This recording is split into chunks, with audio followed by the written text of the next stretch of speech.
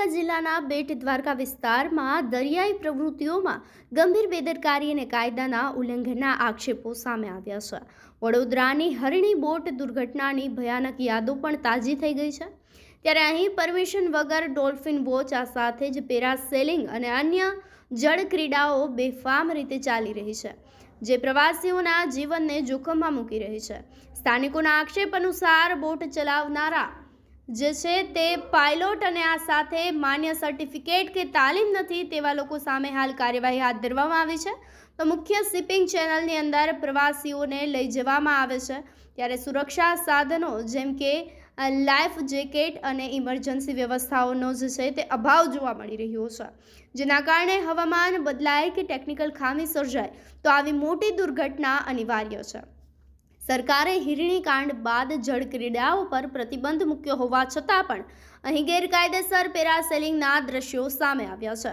વધુમાં વાત કરીએ તો પરમિશન વગર પ્લાસ્ટિકના રેમ્પ બનાવવામાં આવી રહ્યા છે, જે ભરતી વખતે પાણીમાં ડૂબી જાય છે।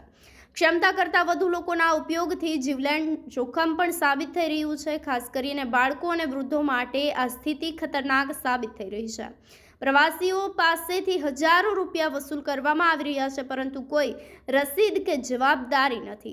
પ્રશ્ન એ ઉપસ્થિત થાય છે કે કલેક્ટર, પોર્ટ ઓફિસર અને પ્રશાસનના આશીર્વાદથી આ ગેરકાયદેસર પ્રવૃત્તિઓ ચાલી રહી છે। ઓખા મરીન પોલીસ, કોસ્ટગાર્ડ અને ગુજરાત મેરીટાઈમ બોર્ડ જેવા વિભાગોનું મૌન શંકાસ્પદ છે।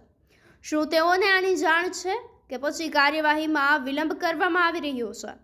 સ્થાનિક અને માછીમારો માંગ કરી રહ્યા છે કે તાત્કાલિક કડક પગલાં લેવામાં આવે, નહીં તો પ્રવાસનના નામે માનવ જીવન સાથે જોખમ લેવાઈ રહ્યું હોવાનું પણ સામે આવ્યું છે। તો બીજી તરફ હરણી નદી જેવી દુર્ઘટના અનિવાર્ય હોવાનું પણ લાગી રહ્યું છે। પ્રશાસનને ચેતવણી છે કે હવે આંખ ઉગાડો અને નિયમોને અમલ કરો, નહીં તો જાનહાનિ બાદ પસ્તાવા સિવાય કશું જ મળશે નહીં। આ અંગે વધુ અપડેટ માટે જોડાયા રહો અમારી સાથે। આભાર।